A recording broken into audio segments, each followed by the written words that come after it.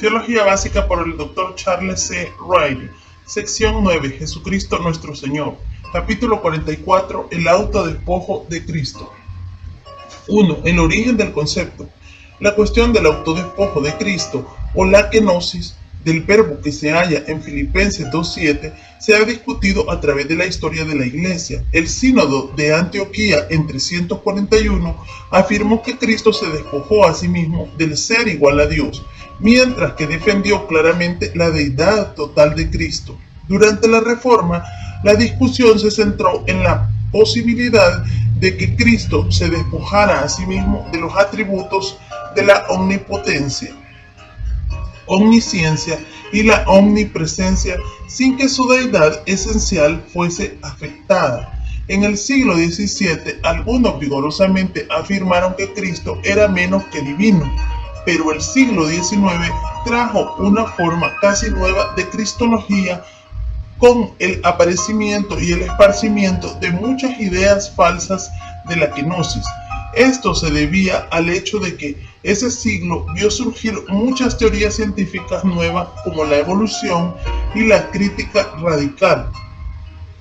También trajo un énfasis en el redescubrimiento de la genuina humanidad de Jesús y con esto la magnitud de su autonegación y autodespojo.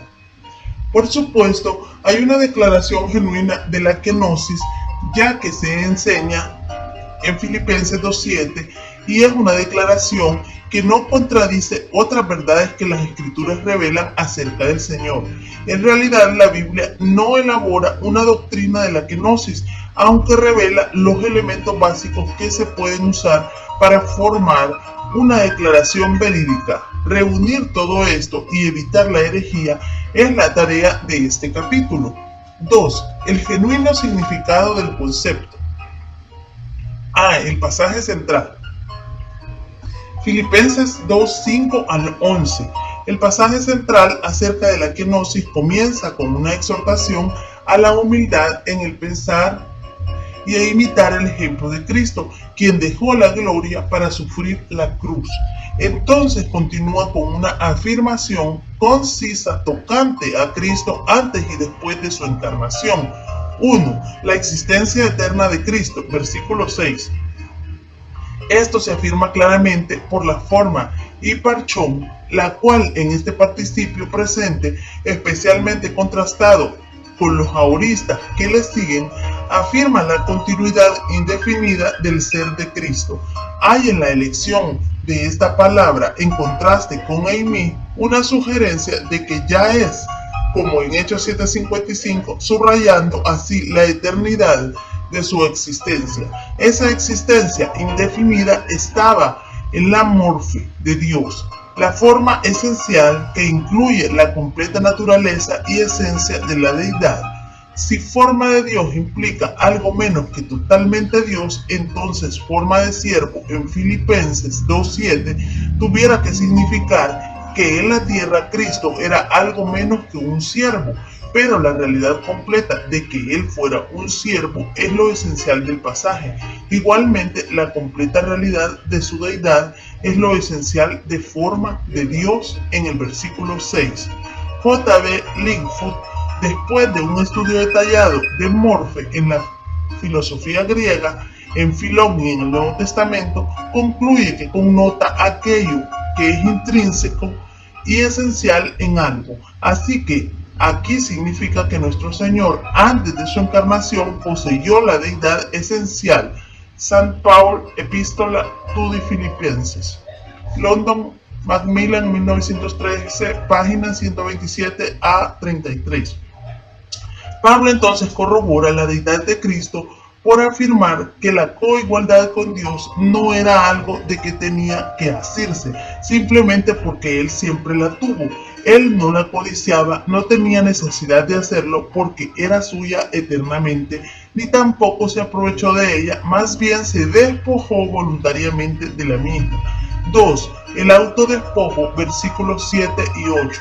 Note que aparte de lo que el autodespojo abarca, fue algo autoimpuesto. Nadie obligó a Cristo a venir a este mundo y finalmente morir en una cruz como la propiciación por nuestros pecados.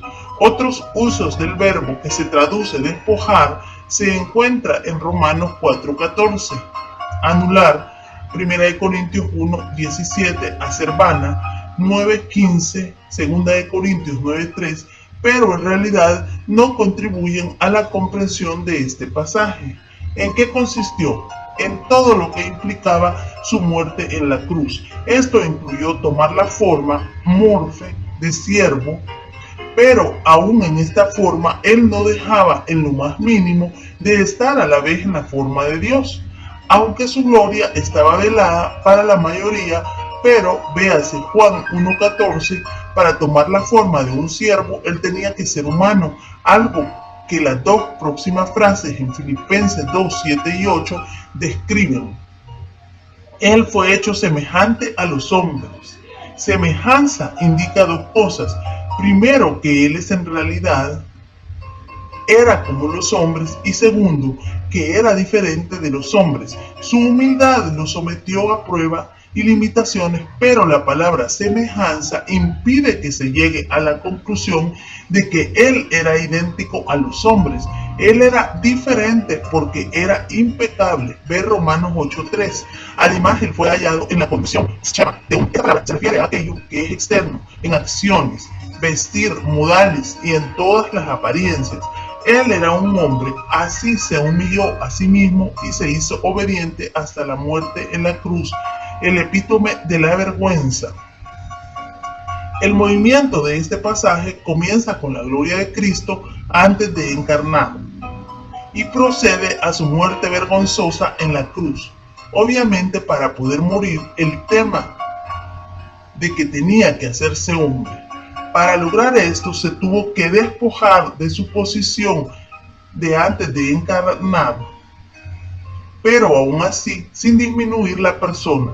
No había manera en que él pudiera hacerse hombre y quedarse en la posición que tenía en su estado previo a la encarnación, pero él podía hacerse hombre y lo hizo conservando la totalidad de los atributos que tuvo su persona antes de encarnar, es decir, la deidad total.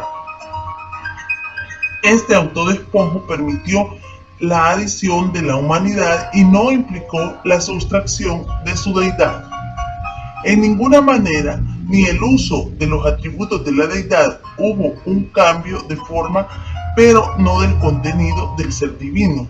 Él no renunció a la deidad ni al uso de esos atributos. Él agregó la humanidad, y esto para poder morir. Isaías lo dijo en esta forma: derramó su vida hasta la muerte. 53:12.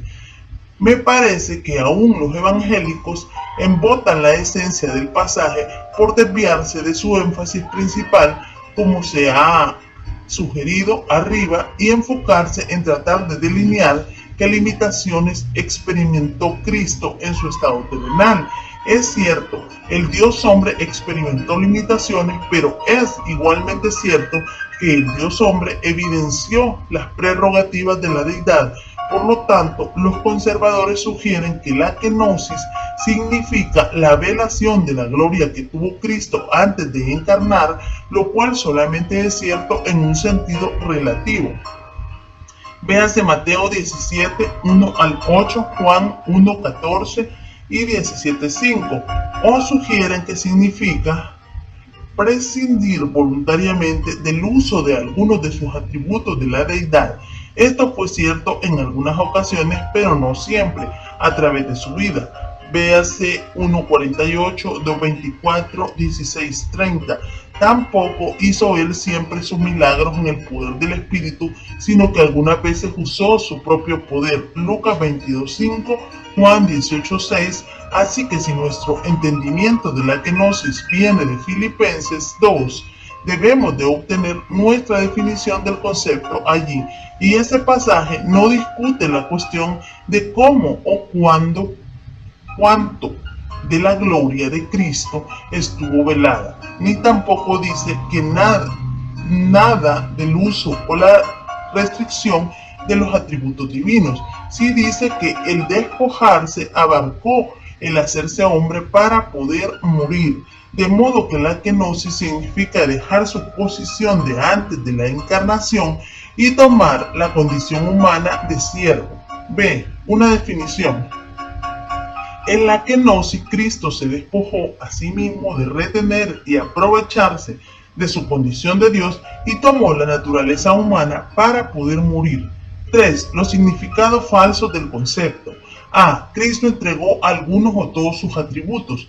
Este concepto erróneo afirma que kenosis significa que nuestro Señor realmente entregó sus atributos de la deidad, o por lo menos los atributos relativos a la omnipresencia, la omnipotencia y la omnisciencia.